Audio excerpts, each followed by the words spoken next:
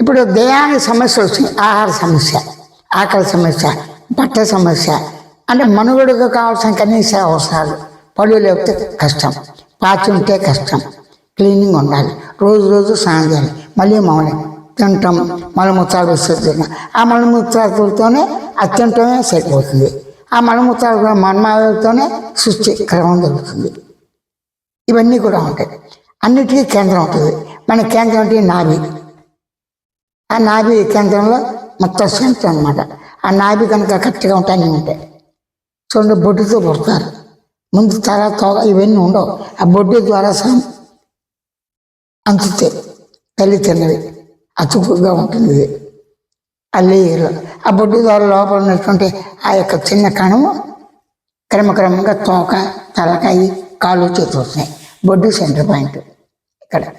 దాని చక్రాలు మణిపూరపై ఏవో చెప్తుంటారు. సరే, ఎవరి అభిప్రాయం అది, అవన్నీ కరెక్ట్ అంటే కరెక్టే.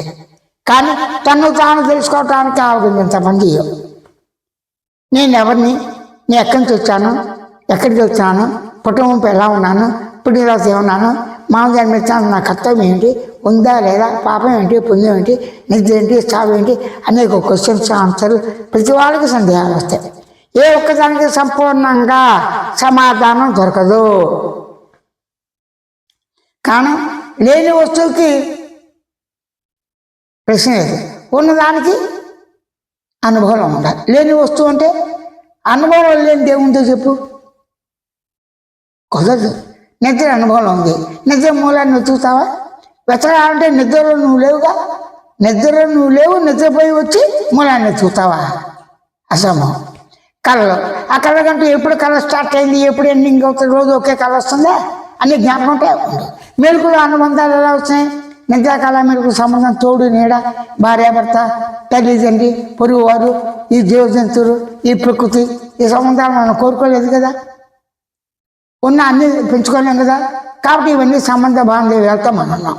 ఎప్పుడైతే దేహ దృష్టితో, మనసు బుద్ధి చిత్తాహంకారాలతో, నేను మనసుని, నేను బుద్ధిని, చిత్తాన్ని, అహంకారాన్ని అనుకునేవాడిని, భావించాను, తలంచేవాడిని, సుఖిని, దుఃఖిని, అజ్ఞాని, జ్ఞాన్ని, నాకు సత్యం కావాలి, నిజం కావాలి, వాస్తవం కావాలి, ఎంత వెతికినా అనుభవం ఉన్నదానికి వెతకక్కర్లా.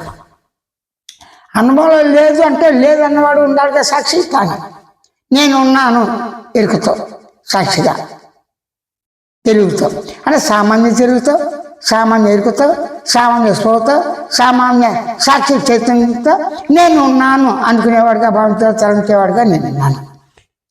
అది నువ్వు ఎలా ఉన్నావు? నాకు నేనే స్వయంగా, స్వయం దేహంతో కూర్చోటం, నుంచోటం, గంటడం, డ్యాన్సులు కడతాం, ఆట పాట, చెడు పిడికి బుర్తవుతాడు, అంతే కదా. ఇది అన్నాలు చేస్తావు, ఓ దాన్ని పట్టుకుంటే జీవితాంతరం పట్టుకోవాలి, అది కుదరదు. ఎలాగో డ్యాన్స్ పుట్టుకుంటాడు, ఓ రోజు చేస్తాడు, 2 రోజులు 3 రోజులు చేస్తే కింద పట్టుకుడిపోతాడు, పరిగెత్తుడు లేదు. ఓ చోట కూర్చుంటాడు, 1 గంట 2 గంటలు 3 గంటలు, ఊరు వెళ్తావు, కాసేపు ఉంటావు, మళ్ళీ వస్తావు. మరి నిద్రలో ఎవరు రారుగా, డిస్టర్బ్ ఉండదుగా, మళ్ళీ నిద్రలో ఉండలేవుగా, మళ్ళీ వస్తావు. కళ్ళతో ఉంటావా? ఉండవు. మెరుగు ఉండవు. అంటే 3 అవస్థలు కూడా నీ ఎందు వచ్చి పుట్టి పెరిగి కూర్చున్నాయి. నీకున్న తెలుగులోనే ఈ సర్వం వచ్చిపోతుంది. వచ్చిపోయేది సత్యం కాదు, అసత్యం. వచ్చిపోయేది నిశ్చలంగా ఉండదు, వచ్చిపోయేది కాబట్టి మిథ్య, అసలు పట్టలేదు. పందికి పుత్తులు లేని విధంగా, ఆకాశంలో పుష్పం లేని విధంగా, కుందేలు కొమ్ము లేని విధంగా, చీకట్లో చెట్టు ముద్దు అనుకునే విధంగా భ్రాంతి. ఎండమూలు వచ్చండి, దూరంగా ఉంటే నీరు చూస్తే ఎలా ఉంటుంది? నీళ్ళగా ఉంటుంది, అక్కడ నీరు ఉండదు. అలాగే ముచ్చపు చెప్పుని చూస్తే ఎలా? వెండిలాగా భ్రాంతి. అది ఏమన్నారు వీళ్ళు? దేహం వచ్చిపోతుంది, కళ్ళు వచ్చిపోతున్నాయి, నిద్ర వచ్చిపోతున్నాయి, అనుకునేవాడు వచ్చిపోతున్నాడు. ఇవన్నీ లేనప్పుడు ఇవన్నీ వచ్చిపోతున్నాయి కాబట్టి ఇది కాకుండా ఏదో ఉండాలి. అదే భగవంతుడిని కొందరు అనుభవంతో చెప్పారు. అనుభవంతో కాదు ప్రకృతి అన్నారు, కొంతమంది 2 అంటారు. ఎవరి అభిప్రాయం అది.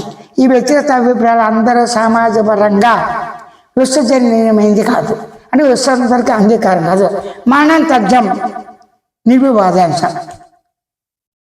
పుట్టిన వాళ్ళందరం బతిగా ఉన్నాం, దీనికి వాదాలక.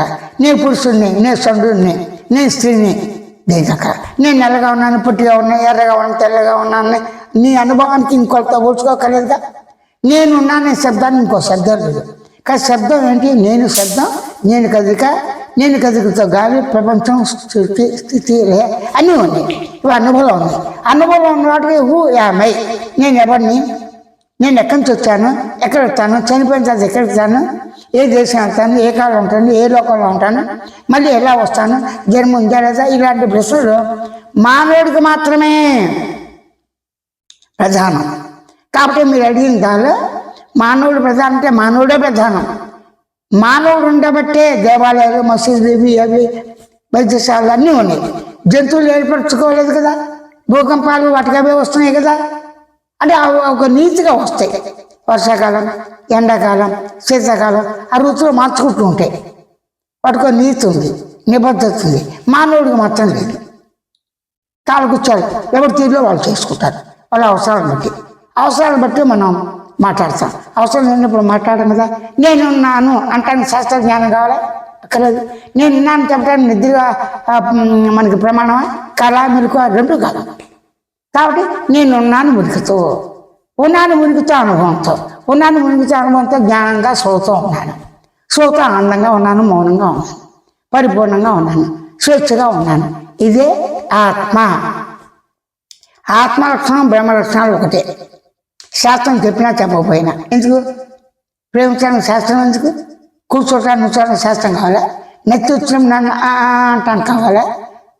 పరిగెత్తానికి కావాలా? నవ్వటానికి కావాలా? ఏడవటానికి కావాలా? శాస్త్ర జ్ఞానం పని లేకుండా ఎలాగా?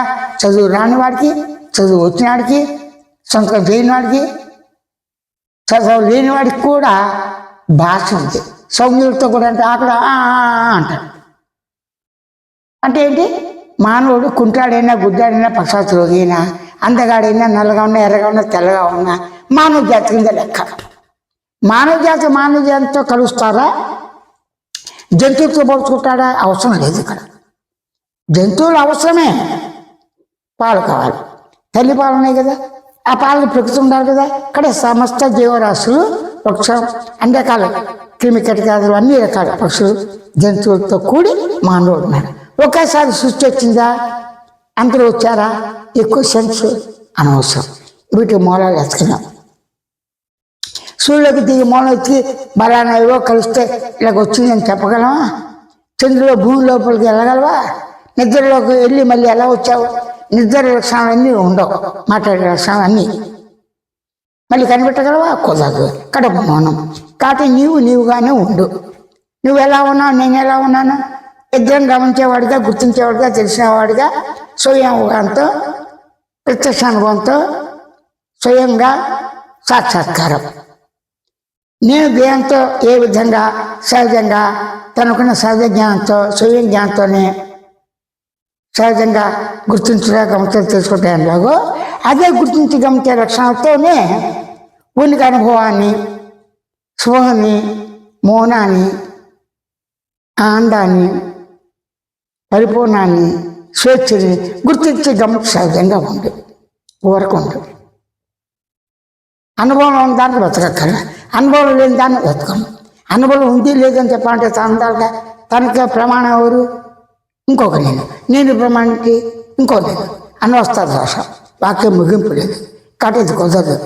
అనవసర తర్కాలు, వాదాల కన్నా తాను ప్రేమించినటువంటి, ప్రేమింపబడింది, ఆయుచితంగా వచ్చిన దేహాన్ని ధర్మ, అర్థ, కామ, మోక్షాల గురించి ఆ పెద్దలు చెప్పిన విధంగా ఋషిశుల యొక్క అడుగుజాడలో వాళ్ళు భార్యాభర్తలతో ఉన్న అన్నీ వాళ్ళే. అప్పట్లో వైద్యం అక్కడే పుట్టింది, వ్యవసాయం పుట్టింది, న్యాయశాస్త్రం పుట్టింది, తత్వశాస్త్రం పుట్టింది, భక్తి కర్మ జ్ఞానాలు, హేతువాదాలు అన్నీ ఉన్నాయి. వాళ్ళ అడుగుజాడలోనే మనం నడుస్తూ వ్యవహార జ్ఞానంలో శాస్త్రాన్ని సమదృష్టితో చూస్తూ అవసరార్థం వాడుతూ నేను తెలుసుకోవడానికి ఇవన్నీ అప్రసక్తం. నేను ఉన్నాను వెలుగుతో, ఉన్నాను అనుభవంతో, ఉన్నాను స్వతో, ఉన్నాను ఆనందంగా, ఉన్నాను మౌనంతో, ఉన్నాను పరిపూర్ణంగా, ఉన్నాను స్వేచ్ఛతో అన్ని గుర్తించడంతో ఊరుకుంటూ